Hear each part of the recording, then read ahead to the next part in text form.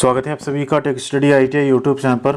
ITI pass out candidates जो कि railway से अप्रेंटिसशिप कर चुके हों, सीसीए जिन्हें हम कहते हैं, उनके लिए यहाँ पे AIRF All India Railway Men's Federation की तरफ से एक ऑफिशियल लेटर जारी हुआ 20 फरवरी 2025 का।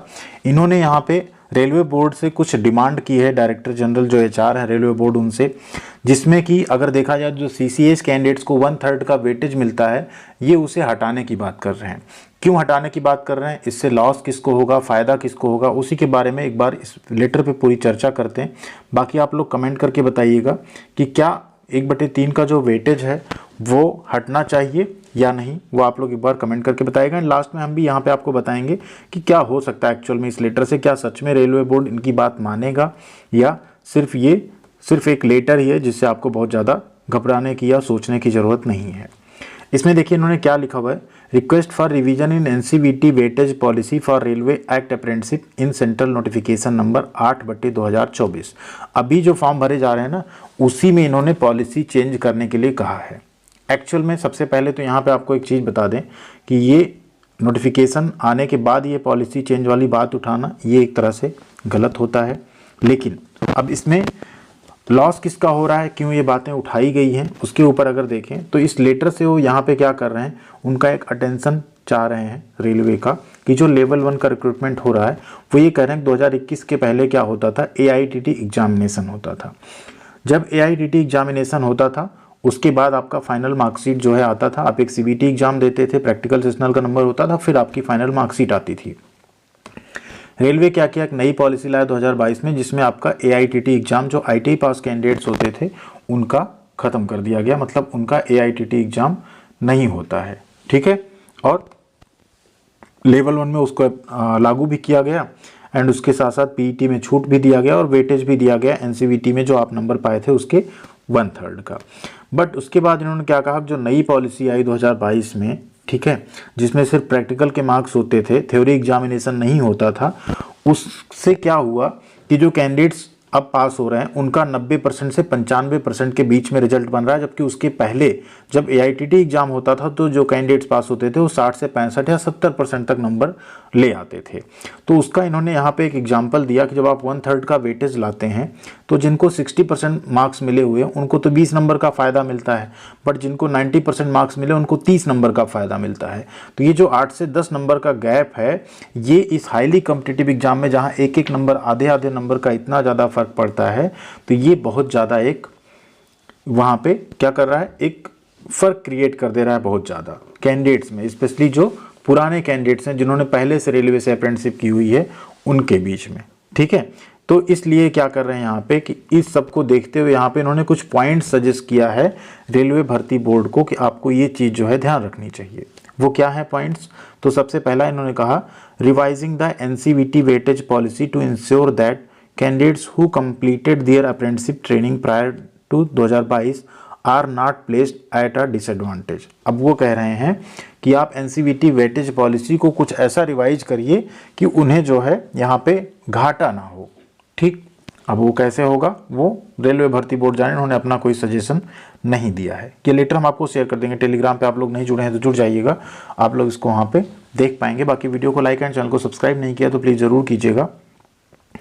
दूसरा इन्होंने कहा, considering an alternative merit preparation process such as conducting a common CVT examination for all CCAs as was done in the 2018 level 1 notification.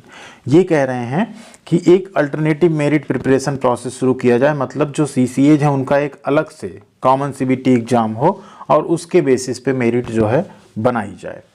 तीसरा इन्होंने कहा, एबोलिशिंग यानी हटा दिया जाए the percentage based weightage system to provide equal opportunity to all CCAs irrespective of their year of training. अब ये कह रहे हैं कि ये जो आप परसेंटेज दे रहे हो वेटेज का, इसी को आप हटा दो सीसीएज वाले में, जो भी साल उन्होंने ट्रेनिंग की हो परसेंटेज वाला सिस्टम पूरी तरह से हटा दो, सिर्फ 20% का कोटा रहे हो, एग्जाम दें और उसमें जो भी फाइट कर जाए एग्जाम में, जो नंबर अच्छा लाए उसी को आप नौकरी दे दो। आपने बीच में लागू कराया बात करके रेलवे से, उस टाइम आपने आवाज़ नहीं उठाई, आज आप आवाज़ उठाने लगे।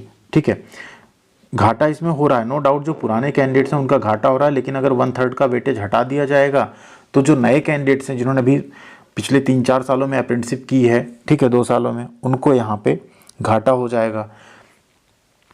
अगला है granting appropriate age relaxation to candidate in railway recruitment who passed their apprenticeship training before the introduction of the new evaluation pattern, ensuring that they do not lose their employment prospect due to this policy change। इसमें ये भी कह रहे हैं कि railway recruitment में जो भी एज रिलैक्सेशन है अप्रेंटिसशिप कैंडिडेट्स को और ज़्यादा दे दिया जाए, जिससे कि उनका एम्प्लॉयमेंट प्रॉस्पेक्ट जो है यहाँ पे इस पॉलिसी चेंज की वजह से प्रभावित ना हो। ठीक है, तो ये कुछ चीज़ें यहाँ पे बताई गई। अब देखिए इसमें दो बातें आएंगी। जो नए छात्र हैं वो ये कहेंगे कि नहीं, ये पॉलिसी हटनी नहीं चाहिए क्योंकि इससे हमारा फ़ायदा है, हमको नंबर अच्छा मिला है। तो पुराने छात्र कहेंगे कि हमारा नंबर कम है तो हमें यहाँ पे कहीं ना कहीं घाटा हो रहा है। लेकिन इन सब के बीच में एक और चीज़ आती है कि पॉलिसी चेंज होता है नोटिफिकेशन आने के बाद, अब बीच में तो होना थोड़ा सा मुश्किल है। दूसरी बात ये है यहाँ पे कि रेलवे ने इस बार एक और सिस्टम कर रखा है कि अगर आप CCAs में फॉर्म भर रहे हैं लेकिन आप नंबर जो है नॉर्मल जो ओपन मार्केट की बाकी रिक्रूटमेंट है उनके बराबर आप नंबर लाते हो, तो आप CCAs के बाहर वाली जो सीट है उस पर भी फाइट कर सकते हो। यानी ऐसे CCAs कैंडिडेट्स जो अच्छा नंबर ले आएंगे, सपोज करिए मान लीजिए जनरल की कट ऑफ नॉर्मल 70 जा रही और आप खुद 70 नंबर ले आए हो, तो आप CCAs कोटे की सीट ना खा के आप बाहर वाली सीट पे भी फाइट कर सकते हो। जैसा बाकी रिजर्वेशन में होता आया उस तरीके से इसमें भी ऐसा बताया गया कि आपको बाहर की सीट पे भी दिया जा सकता है मौका, अगर आप नंबर अच्छा लाते हो। तो अगर आप नहीं ला रहे हो तो आपका 1/3 एंड 2/3 जोड़ के आपको उस हिसाब से सीट दी जाएगी।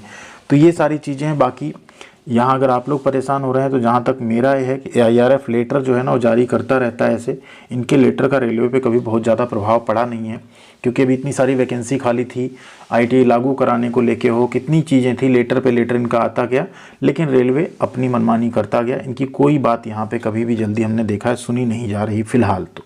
ठीक है, बाकी आप लोगों को क्या लगता है 1/3 का जो वेटेज है ये हटना चाहिए या ये सही है, ऐसा रहना चाहिए? क्योंकि अभी जो प्रीवियस वैकेंसी थी उसमें कई जोन में तो CCAs की सीट खाली गई थी। तो इससे भी अंदाज़ा लगाया जा सकता है कि या तो कुछ कैंडिडेट्स क्वालिफाइंग मार्क्स भी नहीं ला पाए थे, या तो ऐसा था कि उतने अप्रेंटिसशिप जो है वो एलिजिबल नहीं थे फॉर्म भरने के लिए।